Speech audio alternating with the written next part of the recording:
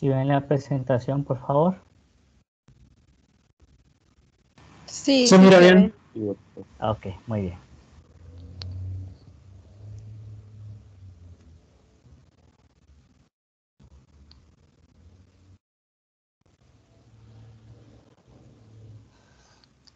El tema del día de hoy es introducción a la higiene mental y la comunicación como una herramienta para la promoción de la salud mental o de la salud en términos generales.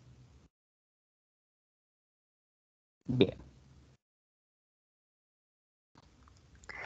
A este momento de la formación de ustedes, yo sé que aquí probablemente tengamos estudiantes que se van a especializar en cardiología, en cirugía plástica, en cirugía, en medicina interna, en psiquiatría, en ginecología, en pediatría, en medicina familiar, en terapia física y rehabilitación, en radiología, pero hasta el momento ustedes están siendo formados para médicos de atención primaria. Y atención primaria en salud es uno de los componentes fundamentales de un sistema de salud efectivo. Y hoy, con la situación de pandemia en el mundo y en el país, vemos lo importante y lo trascendental que es la atención de la salud desde la comunidad. Educar a la población desde la comunidad, proteger la salud desde la comunidad, promocionar la salud desde la comunidad.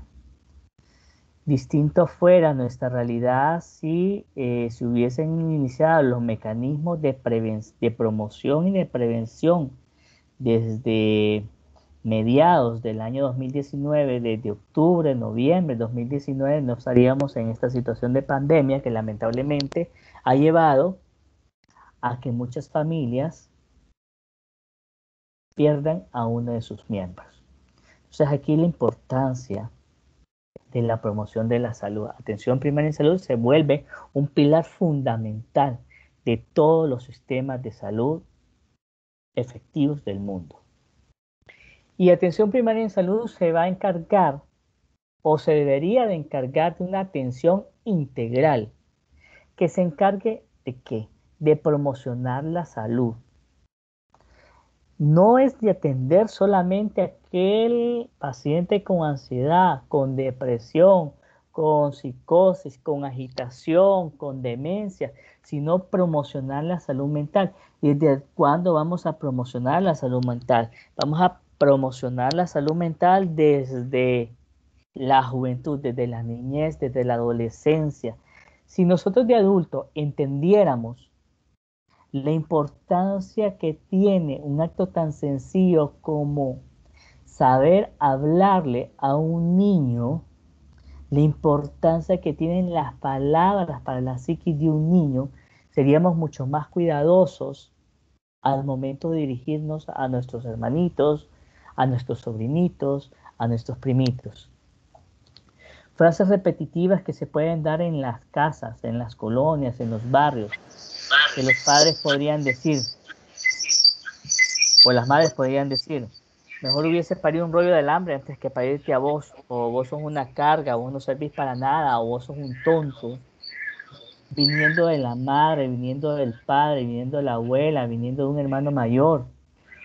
Un niño escuchando esto no va a tener la capacidad de poder desmentir a la madre y al padre, sino que se va a quedar con esa premisa y se va a convencer que es cierto. Se va a convencer que es un tonto, que es un mediocre, que no sirve para nada, que vino a arruinarle la vida a los padres. Entonces esto va a crear ya un daño psicológico a este niño, a este infante, que va a repercutir en su vida adulta. Entonces ahí comenzamos con la promoción. Hay un tema bien interesante que lo he estado leyendo en las últimas semanas, que es la programación prenatal. Cómo la ansiedad, la depresión, el estrés que vive la mamá durante la gestación podría provocar cambios en el sistema nervioso central del niño, del producto del feto, como la desnutrición podría provocar problemas en el neurodesarrollo de este producto. Entonces aquí es importante la promoción. También la prevención primaria, la prevención secundaria, incluso la prevención terciaria para reducir las secuelas de las enfermedades mentales. Recordemos que APS se convierte en el primer contacto con el sistema. Ustedes como médicos de atención primaria, como médicos internos, como médicos en servicio social, como médicos generales, van a ser el primer contacto que el paciente tenga con el sistema de salud. Ustedes van a tener la responsabilidad de captar pacientes y tomar la decisión si este paciente se puede manejar de forma ambulatoria, si puedo manejarlo yo como médico general dentro de mi consulta en un centro de salud, o tengo que mandar a este paciente, de acuerdo a los criterios, a un centro de mayor complejidad para el manejo de su cuadro de ansiedad, o su manejo del cuadro depresivo, o su cuadro de dependencia, o su cuadro psicótico. Entonces, de ahí la importancia. APS es el primer contacto con el sistema.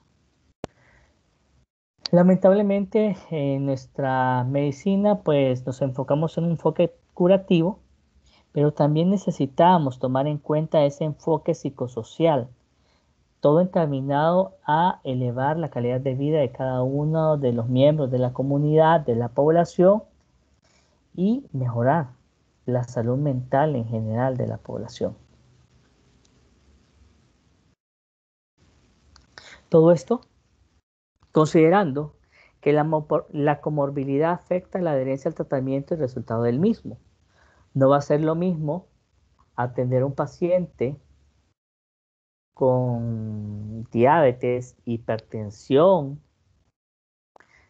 No va a ser lo mismo atender a un paciente con diabetes, con hipertensión, con salud mental, que cursando con depresión, con ansiedad.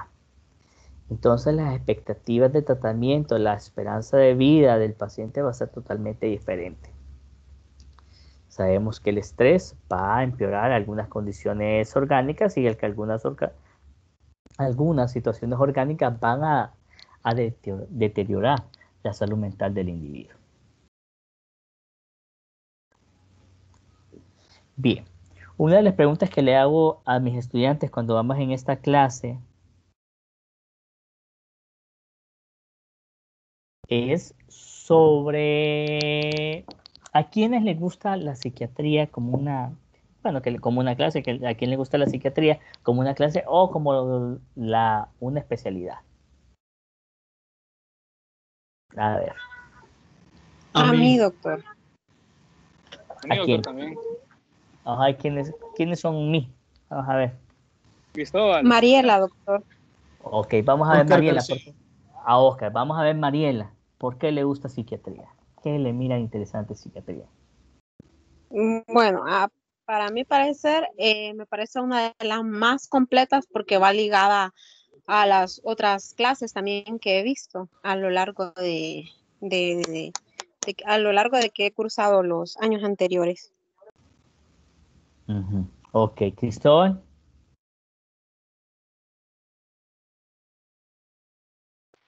A mí me gustó, doctor, por los docentes que me dieron la clase. Uno de ellos fue usted. Y porque he aprendido que hay ciertos eventos en la vida que pueden trascender en la forma en cómo nosotros actuamos durante toda la vida. Ok, muy bien, Oscar. No sé, simplemente es un campo de interés mío. Parte de ello es porque soy algo cínico al respecto. Todavía no entiendo muy bien cómo es que solo pensar en estar enfermo o tener pensamientos negativos, entre comillas, te puede enfermar. Entonces, eso es lo que me interesa de ella. Ok, muy bien. ¿A quién definitivamente no le gusta psiquiatría? ¿A quién no le gusta la psiquiatría ni como clase ni como especialidad? Vamos a ver.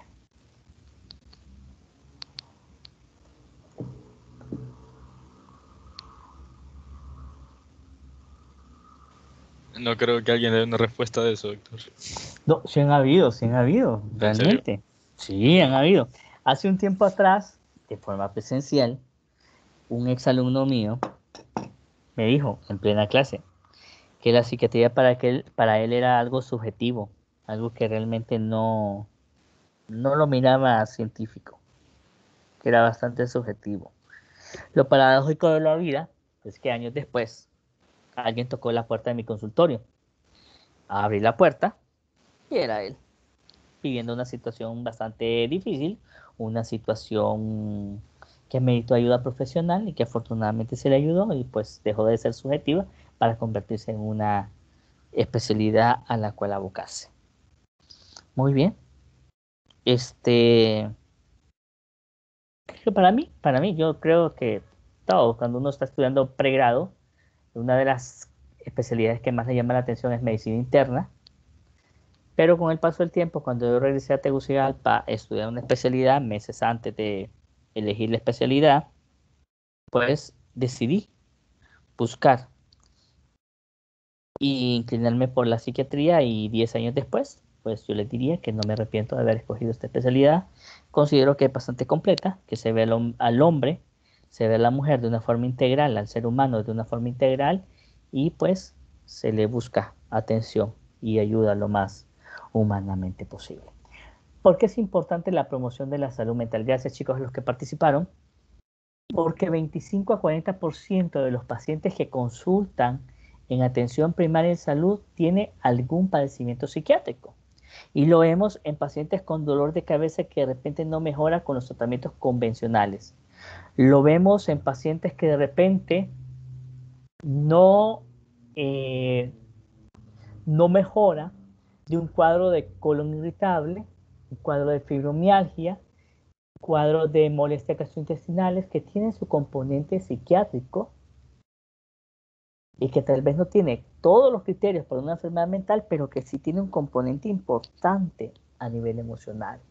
Entonces aquí necesitamos este componente de salud mental en atención primaria y salud y no descartarlo, no ponerlo de lado. Pacientes que viven con estrés, con dolor de cabeza, que visitan frecuentemente los centros de salud porque es asomáticas y que no mejoran con los tratamientos convencionales o que los exámenes habituales salen normales, pero el paciente se sigue quejando de los problemas. Ojo, se tendría que considerar como algo importante valorar el estado mental de este paciente. En términos generales, el 25% de la población tiene riesgo de padecer un trastorno mental. Esto es bien importante tomarlo en cuenta. Quiere decir, si aquí tenemos 30 personas,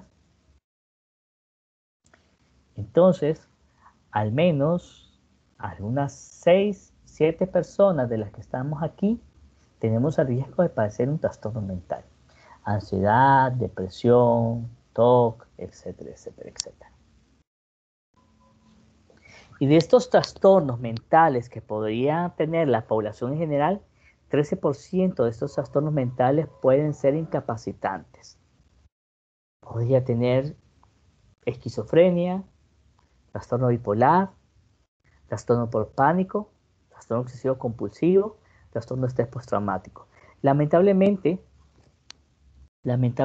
en la actualidad, con este caso de la pandemia, se ha exacerbado, se ha incrementado los trastornos mentales.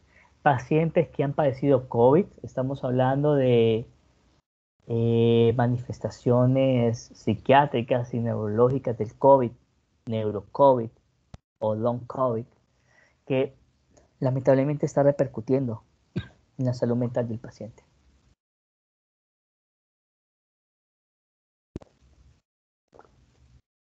Bien, médicos generales y médicos especialistas de primer nivel de atención indican psicofármacos. Aquí va otra pregunta. ¿Alguien recuerda por casualidad cuál es la dosis, el rango terapéutico de fluoxetina? Rango terapéutico.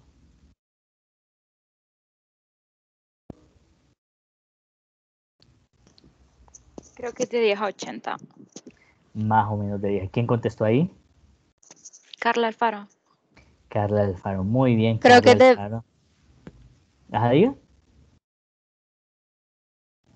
Entre 10 a 20 hasta 80 miligramos. En casos de TOC, pues 80 miligramos.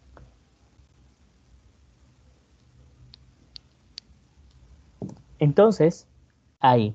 ¿Recuerdan cuál es el antipsicótico de primera línea para el manejo de psicosis más agitación? ¿Alguien recuerda? Los que han estudiado conmigo psiquiatría, yo se los menciono. Y se los menciono y se los pregunto en los exámenes. Creo que quiere el haloperidol, doctor. Haloperidol, muy bien. ¿Cuánto recuerdan cuál es la dosis? Me parece que 10 miligramos. O ml. 10 No me acuerdo, miligramos. pero era 10. 10 miligramos intramuscular. Ok, muy bien. Entonces, son datos importantes.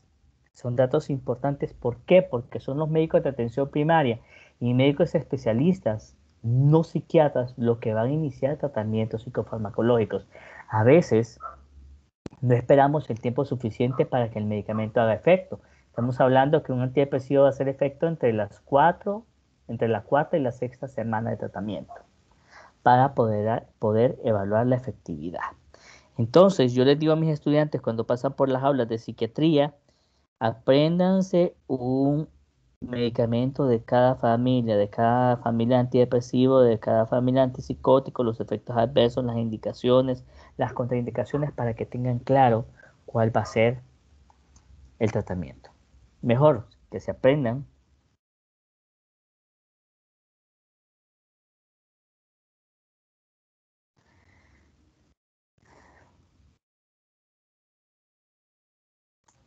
Podrían hacer que tengan malas respuestas porque abandonan el tratamiento antes de tiempo o desesperarse porque no han tenido un efecto inmediato con los medicamentos sin recordar que van a pasar 4 o 6 semanas para ver realmente la efectividad del tratamiento. 5 buenas razones para integrar la salud mental en APS. La carga de los trastornos mentales. Y hoy por hoy, en el año 2021, después de casi año y medio de pandemia, la carga de trastornos mentales se ha ido incrementando. Lamentablemente, los trastornos mentales son como, ¿qué? La quinta ola que nos trae el COVID, la pandemia del COVID realmente. ¿Verdad? Estas son las secuelas que nos está dejando para los sobrevivientes, para los que ya pasaron por el COVID, por los que han perdido familiares, por los que hemos estado confinados, por los cuales hemos estado en cuarentena. Lo digo porque mi única salida ahí, mis pocas salidas realmente son de mi clínica a mi casa y mi casa a la clínica, durante todo lo que va este año. Interrelación mente-cuerpo, que esto lo miran en psicosomática, no me van a tener ahí. Es bien importante mejorar la accesibilidad a los servicios de salud. ¿Desde dónde se conectan ustedes? Vamos a ver en qué ciudades están del país. Pues de aquí, doctor, de Tegucigalpa. Sí, Ok. doctor, yo también. Todos están en Tegucigalpa. ¿Alguien está fuera de Tegucigalpa? Yo estoy fuera. ¿Dónde estás?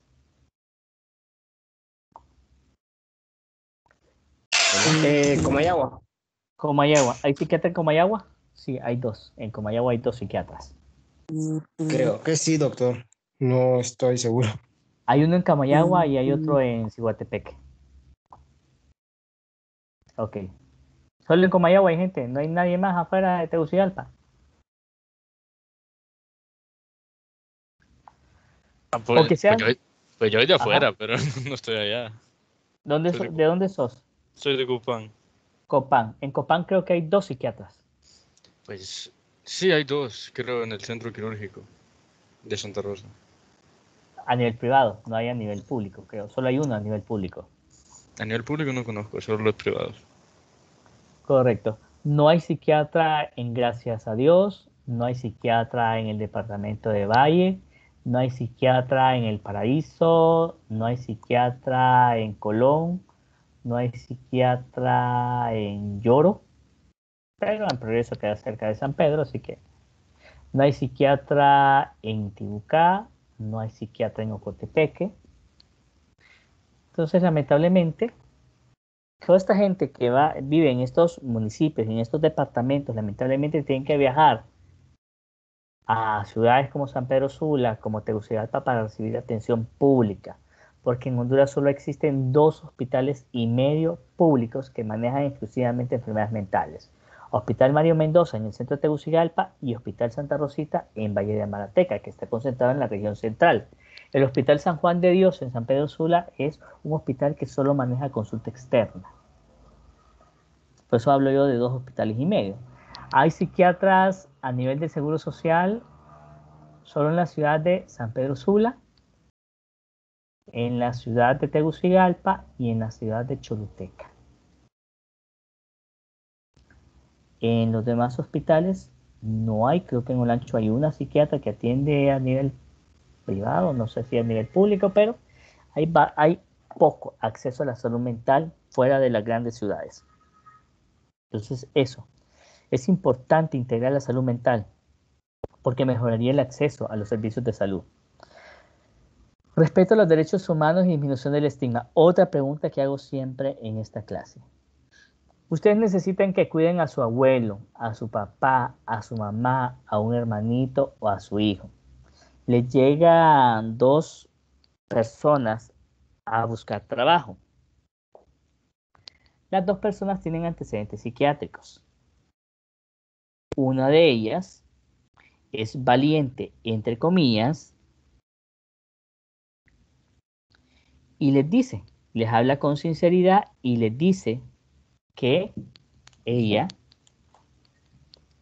tiene antecedentes psiquiátricos y que ya les trabajaría y sí les pediría el permiso para venir a consultar Mario Mendoza o el Santa Rosita por su tratamiento. La otra lo oculta y no les dice nada. ¿A cuál de las 2 les daría el trabajo? Con sinceridad. La que es honesta, doctor. Sí, a la que me dijo. Ok. Sí, a la primera. Todos A la dicen que lo... Bueno, aunque también se lo Creo daría a la que primera, dependiendo de cuál es el antecedente psiquiátrico que tiene, siendo sincero. doctor, creo que sería más fácil dárselo a la que no dijo porque no sabemos, no tenemos conocimiento de su enfermedad. Ajá, sí. La mayoría contesta que se lo darían al que no dice nada. Pero realmente la respuesta sería ¿cuál es el diagnóstico? Sí, eso iba a decir yo, fíjese, porque si tenía un antecedente como cleptómano, entonces... Y bueno, el cleptómano, bueno, sí. Todos los manos es el menor. Pero ¿qué tal que sea disocial? No, no va a decir que es disocial. O que sea borderline. O que tenga y trastorno de ideas delirantes paranoides.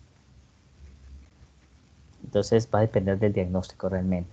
Pero lastimosamente, antes, años atrás, en el país, cuando alguien decía voy donde el psiquiatra, wow, era un estigma tremendo. Creo que eso ha ido disminuyendo. En mis inicios, allá por el 2010, cuando yo comencé a dar consulta a nivel privado y recién graduado, yo me gradué en el 2009, yo iba a Choluteca a dar consulta e íbamos con un neurólogo.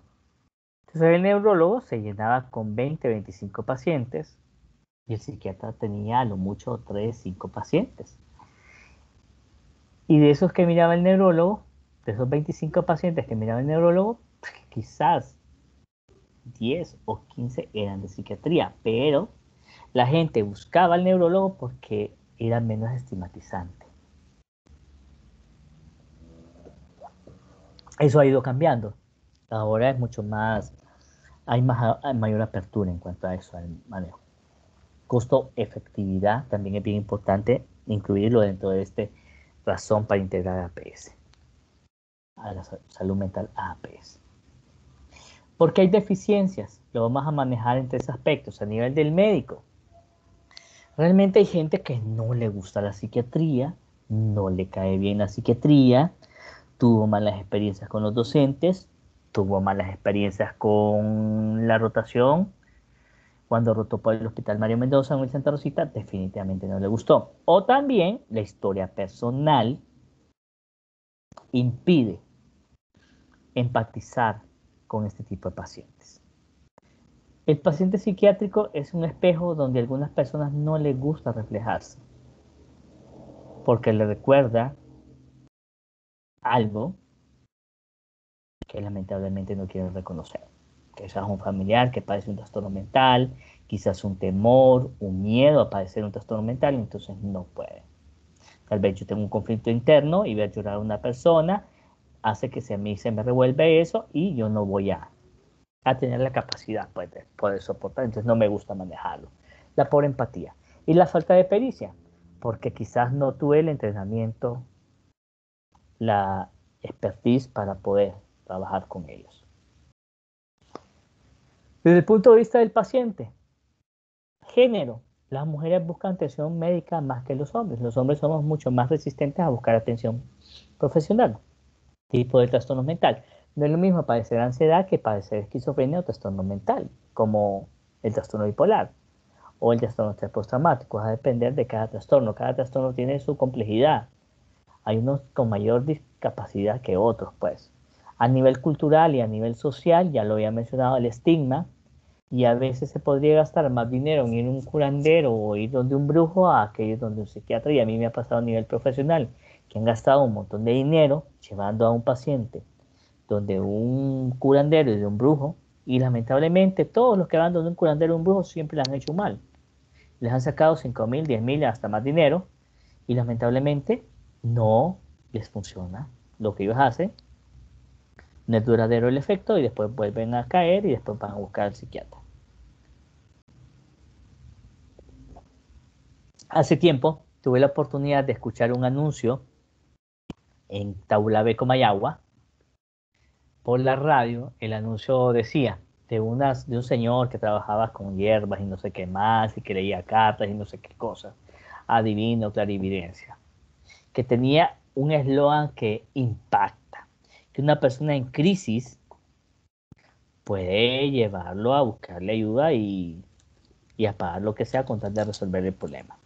Se resuelven problemas como atraer a ese ser amado que se te va, si te le han echado tierra de muerto al negocio, si no es tu suerte, si pierdes tu trabajo, si te tienen enemistad, si tienes un jefe que te trate mal, etcétera, etcétera, etcétera.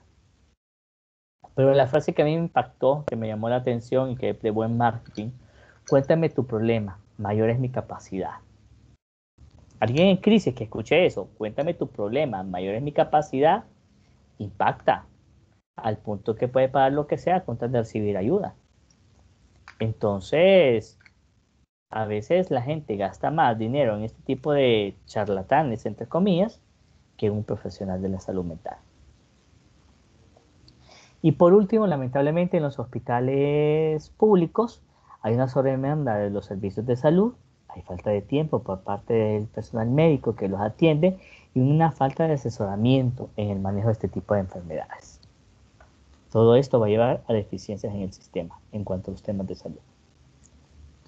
Bien, algunas definiciones que vamos a mencionar aquí, no las voy a mencionar todas porque hay algunas que redundan, ya en otras clases las han visto, pero el concepto de salud mental me parece que es bien importante.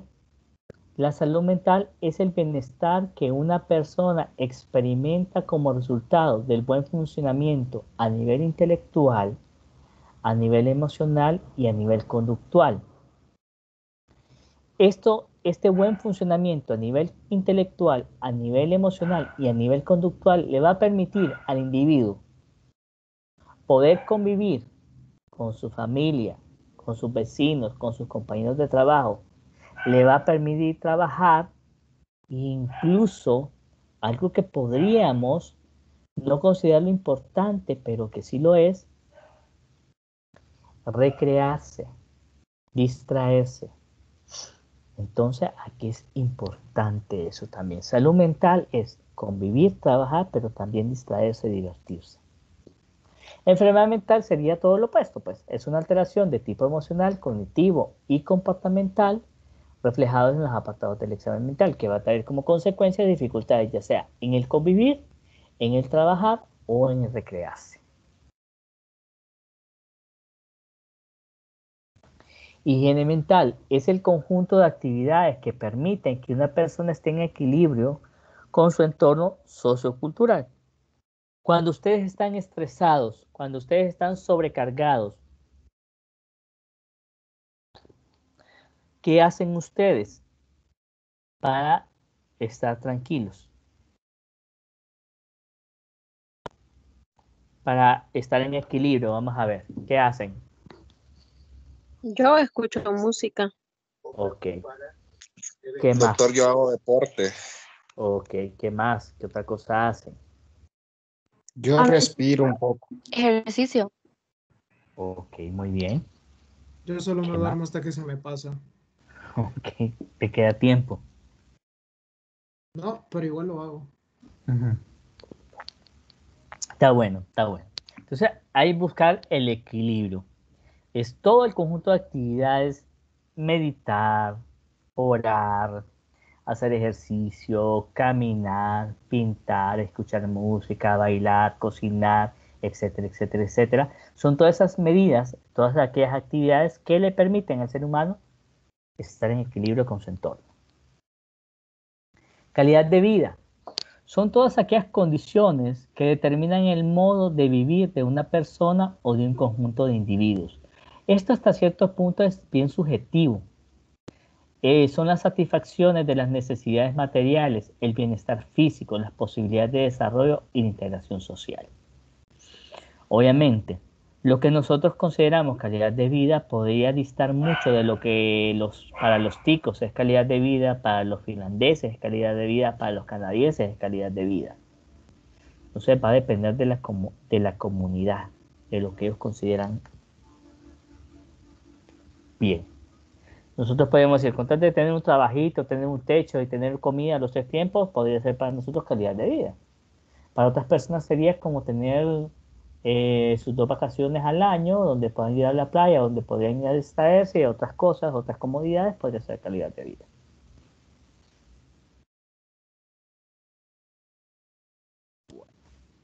Aquí otro tema que voy a mencionar es resiliencia, otro concepto, que a mí es una de las palabras que más me gustan. La resiliencia es la capacidad que una persona tiene para sobreponerse a periodos de dolor emocional y situaciones adversas. A pesar de la adversidad, el individuo sale, sobrevive.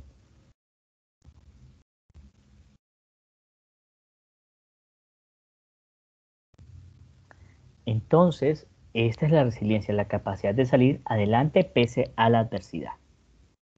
Y estigma son los atributos de un individuo que le generan profundo descrédito y devaluación social. Y puede ser autoestigma, puede ser estigma familiar, puede ser estigma social.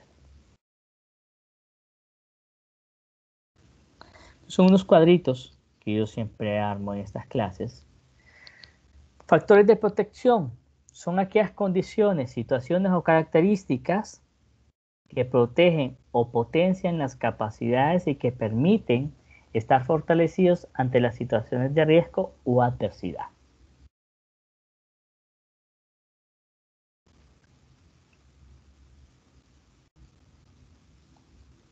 ¿Cuáles son los factores protectores a nivel individual que tenemos? La alimentación adecuada, desayunar bien, almorzar bien y cenar bien. Es bien importante, tanto a corto como a largo plazo.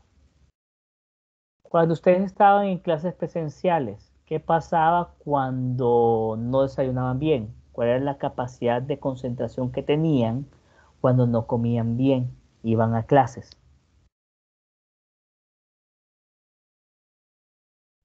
Mala, o al menos no era un 100% de ella. Ok. Y la otra, cuando se pegaban esas semejantes forradas que comían hasta llenarse, hasta saciarse, como eran esas clases después del almuerzo. Con sueño.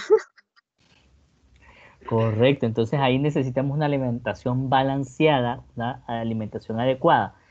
Ni irse sin desayunar a clases, y esto es un factor que de verdad deberíamos de tomarle importancia. Imagínense aquellos chicos, los niños que no desayunan bien en la casa y que tienen que caminar largos trayectos para ir a la escuela, ¿cuál va a ser el rendimiento que van a tener? Muy poco o escaso, pues. Una alimentación adecuada. Autocontrol. ¿Quién de ustedes se ha enojado alguna vez con un docente? Sin mencionar nombres de docentes, obviamente. ¿Quién se ha enojado alguna vez? Yo, doctor. Ok. ¿Y qué has hecho cuando te enojas con el profesor, con el docente? Solo lo quedo viendo mal. Ajá. ¿Y por qué no haces algo más? No sé. No, porque si hago algo, perdón, van a haber repercusiones para mí, para todo el grupo, entonces mejor uno se queda callado. Correcto. Entonces, el autocontrol es un factor protector. Entonces, hay personas que lamentablemente que no tienen autocontrol. ¿Qué pasaría si no tuvieras autocontrol? No sé, probablemente le diga sus cosas o me pase de la raya diciéndole otra, no sé. Correcto. Pero Entonces, no llegar a lo físico tampoco. correcto, el autocontrol es un factor protector. Hay personas que lamentablemente no tienen esta capacidad y se dejan llevar por los impulsos y tienen problemas. Habilidades sociales es otro factor protector. Habilidades sociales implica también tener la capacidad de pedir ayuda cuando las necesitamos. Hay personas que no tienen esa habilidad de pedir ayuda, de saber hasta dónde tienen capacidad de poder desarrollar los problemas y que se quedan callados. Y una autoestima adecuada. Por ejemplo, cuando nos ofrecen drogas. ¿A quién no le han ofrecido drogas? Yo creo que a la mayoría de personas le han ofrecido drogas en algún momento de su vida, pues. Cuando yo fui médico en servicio social, allá por el 2002 o 2000, no, 2004 era. 2003 o 2004, yo viví solo en servicio social. Bueno, viví con un grupo de chicos, más o menos de mi camada. Y yo recuerdo que ahí hacían fiestas y tomaban alcohol y toda la onda. Y yo afortunadamente, yo tenía bien claro cuál era mi objetivo de estar ahí en la ciudad de progreso, a qué iba yo, cuál era mi trabajo, cuál era mi función, y yo nunca probé droga, pues, a pesar de que tenía acceso. Esa es parte también de la autoestima, de la capacidad de autocontrol y de las habilidades sociales, de aprender a decir no, es un factor protector. A nivel familiar, una familia que me brinde seguridad y estabilidad para mi salud mental es bien importante. Una familia que me brinde la oportunidad de comunicarme afectivamente y de forma efectiva. Que se me permita expresarme emocionalmente, que no me pongan trabas, que me acepten cuando yo lloro, cuando yo me río, cuando hay una pataleta. A nivel escolar, un sentido de pertenencia a esa institución educativa a la cual yo estoy articulado. Pares prosociales, pares que me ayuden, que me motiven a salir adelante, a estudiar, a involucrarme en actividades sociales. Reconocimiento también es bien importante, que reconozcan mi esfuerzo, mi labor como estudiante, y una institución educativa que tenga reglas.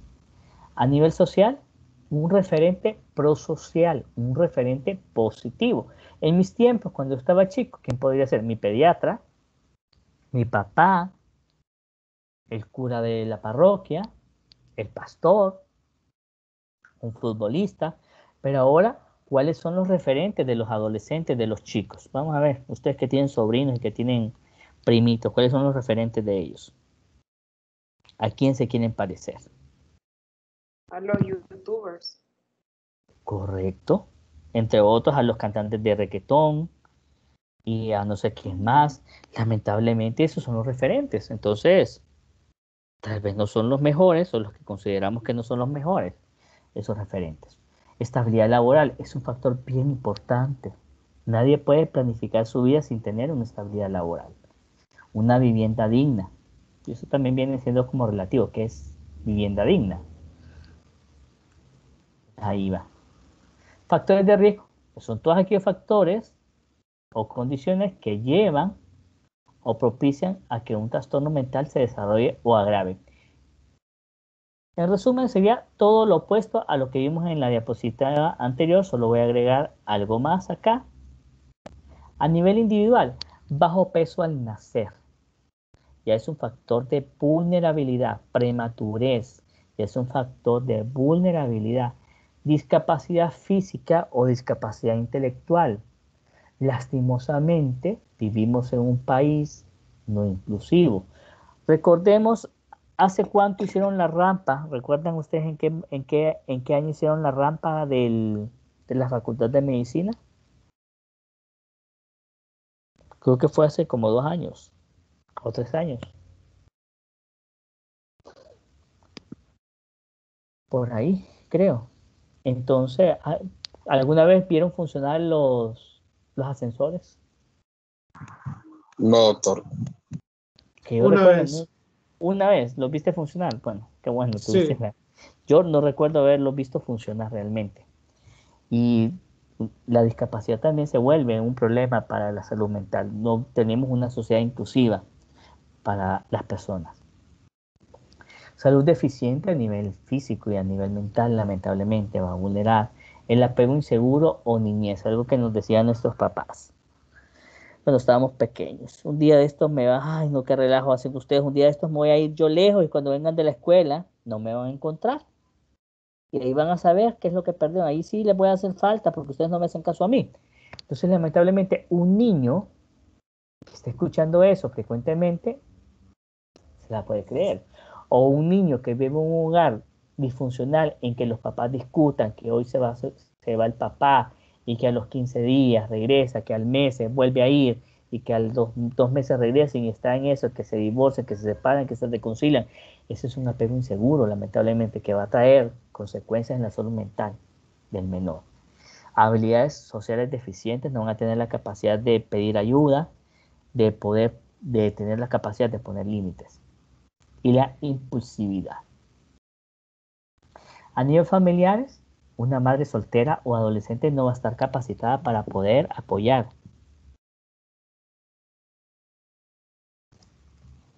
al niño, a la niña. Familia numerosa.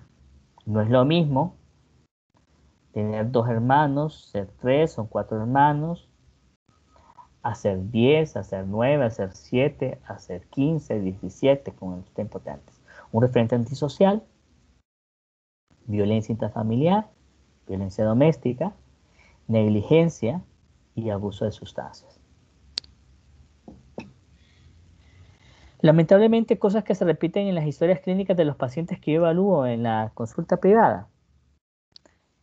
Desintegración familiar, violencia doméstica, violencia intrafamiliar, abusos sexuales, bullying, maltrato, abandono, separaciones, alcoholismo.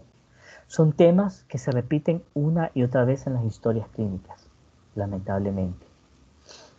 Esto va a llevar a que el paciente padezca de ansiedad, que padezca de depresión, etcétera, etcétera. A nivel escolar, peleas, bajo apego, fracaso o deserción y que a nadie le importe que aquel chico se vaya. Y a nivel social, la marginalidad, discriminación, violencia, entre otros. ¿Vamos bien hasta ahí, chicos? Sí.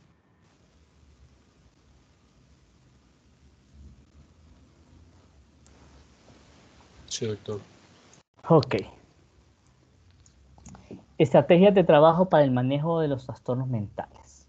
¿Qué tocaría hacer? La sectorización. Significa que en cada departamento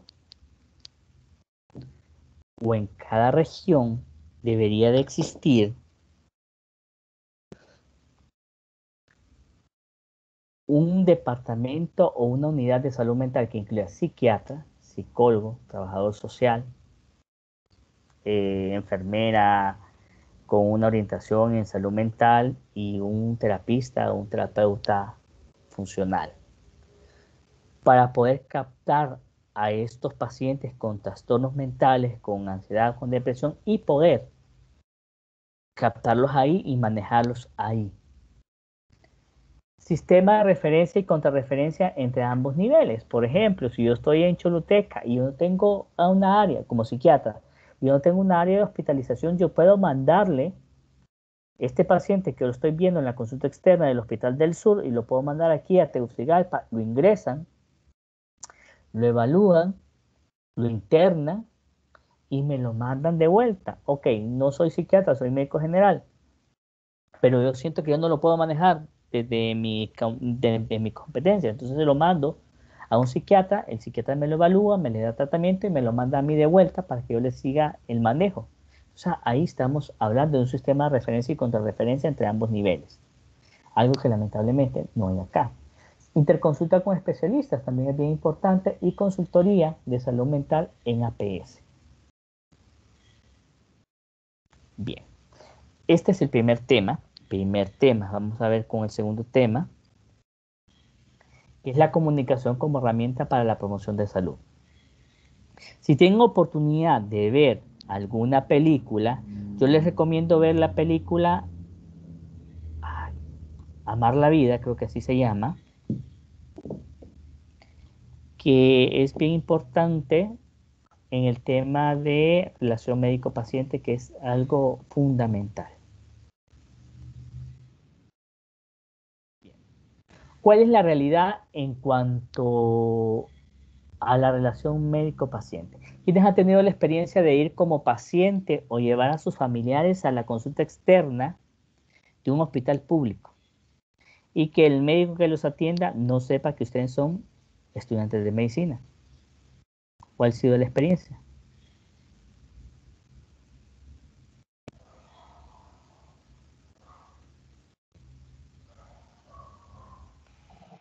Pues a veces ni lo examinan bien, doctor, solo hacen preguntas y no hacen examen físico.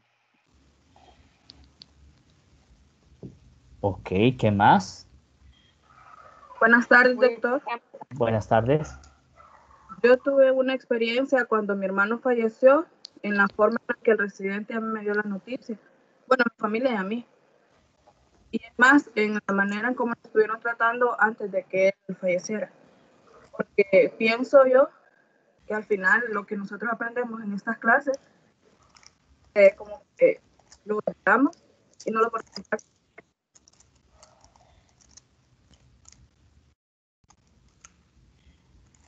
Hola. Hola.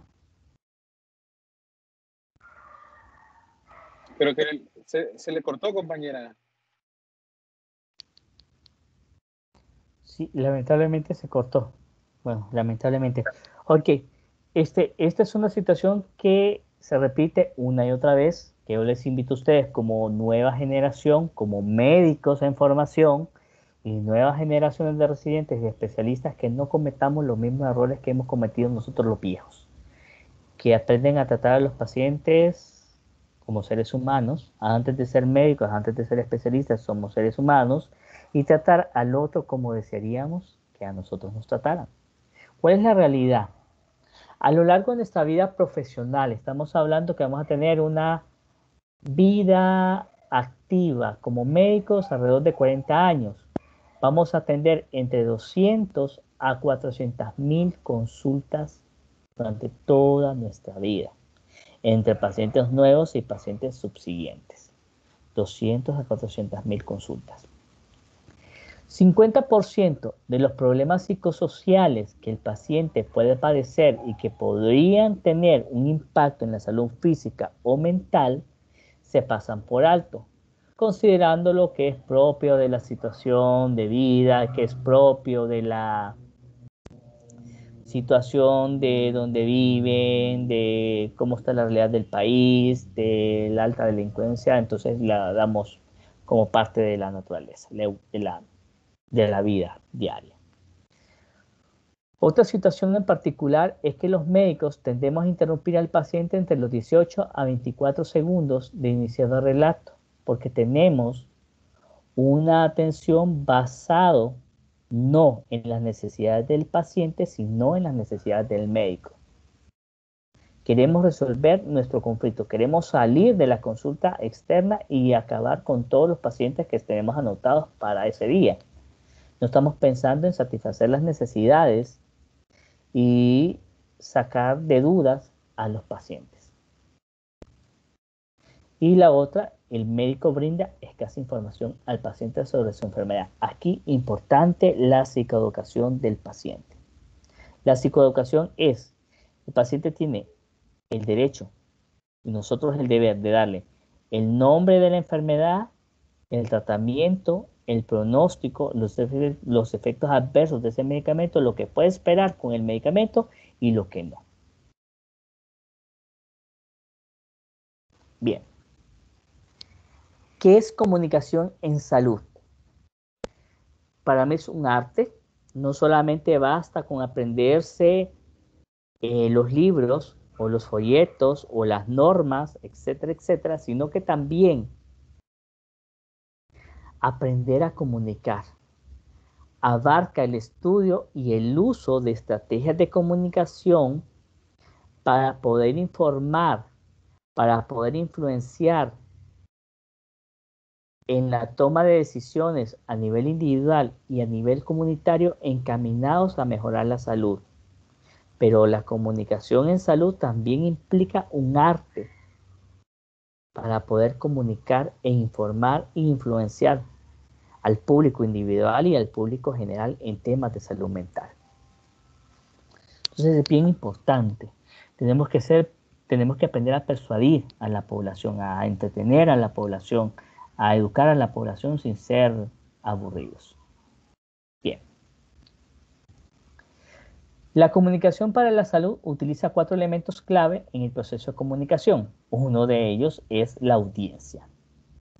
La audiencia, identificar y dar prioridad a la segmentación de la audiencia. ¿A qué público va encaminado el tema que vamos a exponer o sobre lo que vamos a hablar?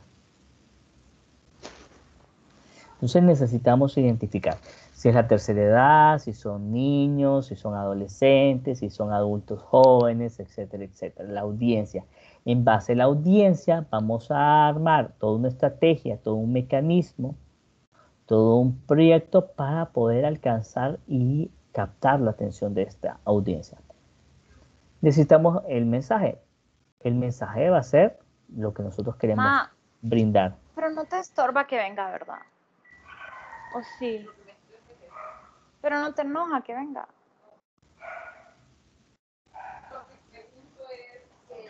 Entonces el mensaje está preciso, basado en las fuentes que son científicamente veraces, ¿verdad? Que tenemos que buscar información que esté accesible a todo el público, una fuente confiable, una fuente científica, una fuente que esté comprobada, y pues buscar el canal para llegar a la audiencia. Sumado todo esto a un fuerte componente de investigación y de participación.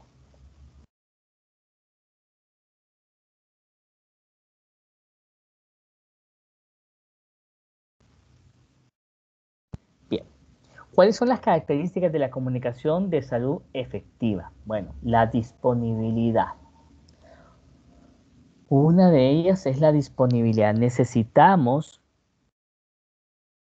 que la información que nosotros vamos a brindar a la población, a la audiencia, esté disponible. No vamos a hacer como en los tiempos de la Edad Media, que vamos a venir a hablar con un lenguaje muy tecnificado, con un lenguaje muy científico y que la gente no pueda captar el contenido de lo que nosotros estamos brindando, sino que esté fácilmente digerible para la población y que esté disponible, que pueda estar al alcance de todos si ellos quieren buscar mayor información. Tiene que estar con balance, ¿verdad? El balance es cuáles son los pros y los contras, los beneficios y los desaciertos en base a esta información que le estoy brindando. Competencia cultural, es bien importante respetar cada una de las poblaciones a las que vamos a educar, cuáles son las creencias, cuáles son las ideologías, y respetar en la medida de lo posible y no tratar de imponer nuestras propias concepciones, ¿verdad? Sino que poco a poco educar y que ellos vayan haciendo los cambios importantes y fundamentales. Evidencia base, junto con el balance, junto con la disponibilidad de la información que le estamos proporcionando, pues necesitamos que sea científico y comprobable. Dependiendo de la población, vamos a buscar un alcance. ¿Cuál va a ser la mejor herramienta para obtener el mayor alcance posible en estos pacientes? Por ejemplo, que si es a toda la comunidad, entonces nos sale mejor convocar, así como estoy haciendo yo, convocar a todos los estudiantes de higiene mental y darles la clase a todos a la misma hora para que se puedan beneficiar. Entonces, si vamos a hacer una campaña general de vacunación, vamos a utilizar todos los medios posibles para poder informar sobre las fechas de campaña y de vacunación.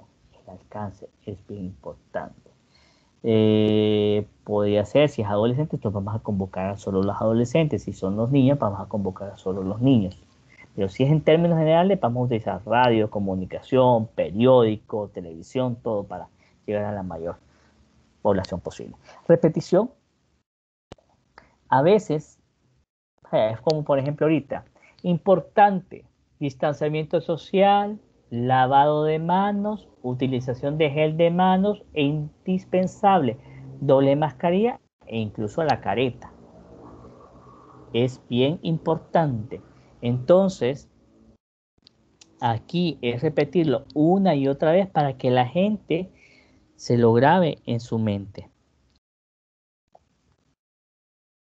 Entre más lo repitamos, va a ser mucho más fácil que la gente se lo aprenda. A tiempo. Es bien importante también la comunicación sea en tiempo y forma. Y que sea un lenguaje entendible, como lo he mencionado con la parte de disponibilidad. Bien. Proceso de comunicación. Vamos a tener, por ejemplo, ¿qué temas serían importantes en este momento en la población hondureña? A ver si alguien me dice algún tema.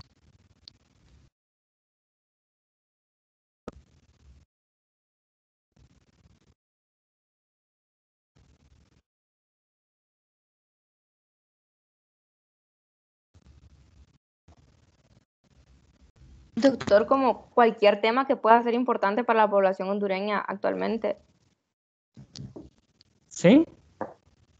No sé, digamos la información para la vacunación ahorita de adultos mayores contra el COVID-19. Correcto, muy bien. Ese sería el tema. Entonces, tema vacunación en adultos mayores. Entonces, lo primero que tenemos que hacer es, tenemos una población que aparentemente, como dice su presidente, un 34-35% de la población no se quiere vacunar, en términos generales. Entonces necesitamos hacer una investigación y un análisis del problema. Ok, primero tenemos que informarnos cuáles son los pros y cuáles son los contras de la vacunación en términos generales y en relación al adulto mayor. Vamos a ver, la otra parte de la investigación sería cuáles son las preguntas que tiene la población en general o la población de la tercera edad en relación al tema de vacunas. Ya tenemos dos preguntas. ¿Qué es lo que nosotros necesitamos saber sobre la vacunación? ¿Y qué es lo que la población sabe sobre la vacunación? Investigación y análisis. Bien. Diseño estratégico. ¿Cómo vamos a tratar de educar a la población en el tema de vacunación? A través de videos, a través de trifolios, a través de imágenes, a través de charlas, a través de la consulta médica, a través de campañas, a través de radio, televisión o visitas domiciliarias. Entonces vamos a diseñar una estrategia. Ya cuando tenemos diseñada esa estrategia de cómo lo vamos a hacer, vamos a desarrollar, vamos a producir y vamos a darle revisión a ese material y a los métodos. Vamos a crear una campaña a través de la radio, televisión, haciendo spots publicitarios o vamos a hacerlo en los centros de salud. Entonces vamos a ir casa por casa y le vamos a ir informando a las personas cuáles son los beneficios, la ventaja y las desventajas de tener a estos estas vacunas, de qué se están protegiendo, cuáles son los riesgos, cuáles son los beneficios, etcétera, etcétera. Están buscando. Después vamos a gestionar la ayuda para alcanzar esta población, implementación del proyecto y el monitoreo del mismo. Porque necesitamos saber si esa estrategia que diseñamos y este material que nosotros creamos e implementamos realmente valió la pena. A través del monitoreo lo vamos a lograr. Vamos a averiguar cuántas de estas personas, llegamos a entrevistarnos, llegamos a visitar 20 casas con 20 adultos mayores, y de esos 20 adultos mayores, 15 se fueron a vacunar. Estamos evaluando el impacto. Entonces quiere decir que nuestra campaña logró que el 75% de la población se logró vacunar.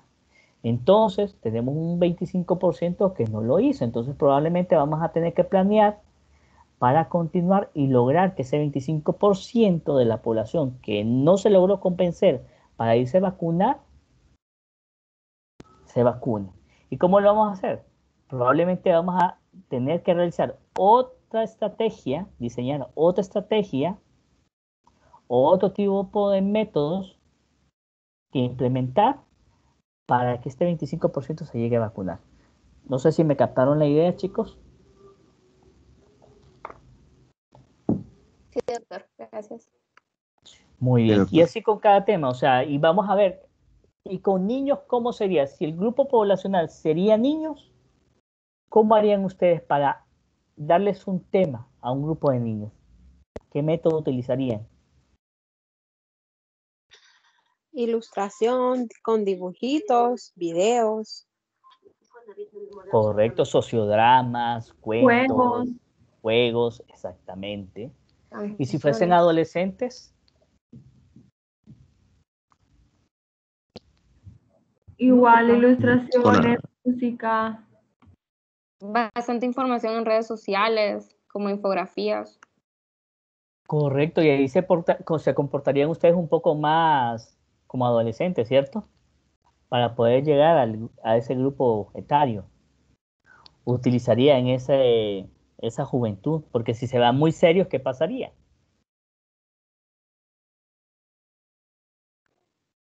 Si llegan muy formales a alcanzar ese grupo. Puede que no presten atención o que no les o que no capten toda la información o que no les interese. Exactamente, porque se van a hacer muy formales. Igual, o si ustedes van a llegar muy divertidos o muy joviales a un grupo adulto mayor, entonces tampoco ellos van a considerarlos como, o sea, van a tener ese diseño de estrategia y ese método va a depender del grupo etario al cual ustedes van a buscar. Entonces, obviamente, como esto solamente es virtual, cuando es de forma presencial, pues tienen la mayor oportunidad de poder crear ese plan. Además, cuando se trabajaba con los niños de la sala de oncología pediátrica, buscaban estrategias y se disfrazaban, los estudiantes se disfrazaban, ponían películas, ponían videos, hacían dibujos, hacían dinámicas, todo eso, con tal de llevar ese mensaje. Bien, es bien importante para estas técnicas educativas para la salud de acuerdo al grupo etario, tener bien claro sobre qué vamos a dialogar, que es como un resumencito de la diapositiva anterior, con quiénes nos queremos comunicar, qué camino invitamos a recorrer, cómo invitamos a recorrer, a través de qué recursos, medios, acciones es más útil y productivo entablar ese diálogo.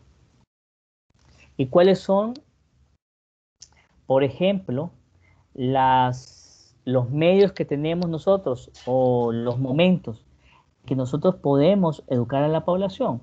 En los talleres interpersonales. Medicina es eso, talleres. Enseñar aprendiendo y aprendiendo enseñando. Entonces, en las comunicaciones interpersonales, en los talleres, tenemos la oportunidad. Por ejemplo, aquí tenemos una que a simple vista, ¿qué es lo que están haciendo estos chicos en la tercera imagen? En la imagen inferior. Higiene bucal. higiene bucal solamente con la imagen. Y este probablemente sea un grupo de niños de edad escolar, tal vez prekinder, primero, segundo y tercer grado probablemente. Pero ellos se disfrazaron de esa manera para captar la atención de los niños. Entonces, eso es bien importante tomarlo en cuenta. Entonces, aquí tenemos, por ejemplo, una consulta o están esperando en la sala de espera, antes de entrar a la consulta, el tema de lactancia materna y un grupo de mujeres gestantes para explicarles de la importancia de la lactancia materna. Es población más grande, entonces los eventos más grandes como campañas de vacunación. La consulta clínica también es un buen momento para poder educar a la población, actividades recreativas, rotafolios, como el que ven ustedes ahí, radio. La radio puede ser el pueblito más distante, pero siempre van a tener un radio. Los trifolios, murales con ayuda audiovisual. Recomendaciones para mejorar la comunicación. Aquí es bien importante. Yo creo que ya estamos llegando al final de esta clase. Para mejorar la comunicación tenemos que aprender nosotros los médicos a interrumpir menos durante la entrevista. Interrumpir menos al paciente durante la entrevista. El paciente en los primeros 5 o 10 minutos, el paciente va a decir qué es lo que le está pasando. En los primeros minutos de la entrevista. Entonces hay que escucharlo y después nosotros vamos a ir encaminando la entrevista de acuerdo a lo que nosotros necesitamos saber. Pero lo primero es escuchar al paciente. Otro dato importante, entrevistar al paciente centrándonos en sus necesidades para lograr la satisfacción del paciente y no tanto en lo que nosotros necesitamos manejar. Darle prioridad al paciente, dejar el teléfono a un lado, dejar la Coca-Cola a un lado, dejar el libro a otro lado, sino que enfocarnos en el contacto visual es bien importante con el paciente. La psicoeducación es bien importante para lograr mejorar la adherencia para el paciente y buscar en la medida posible solucionarle el problema inmediato al paciente. El paciente no duerme, entonces hay que hacerlo dormir. El paciente está lábil emocionalmente, entonces vamos a tratar de que no esté lábil emocionalmente. El paciente necesita contención, entonces hay que ayudarlo a contenerlo para que el paciente se siente más seguro y poco a poco vamos resolviéndole los conflictos.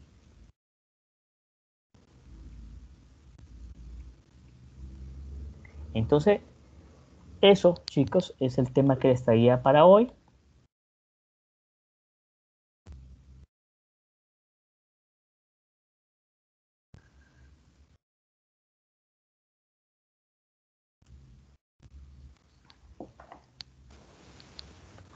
No sé si tienen alguna pregunta o algún comentario.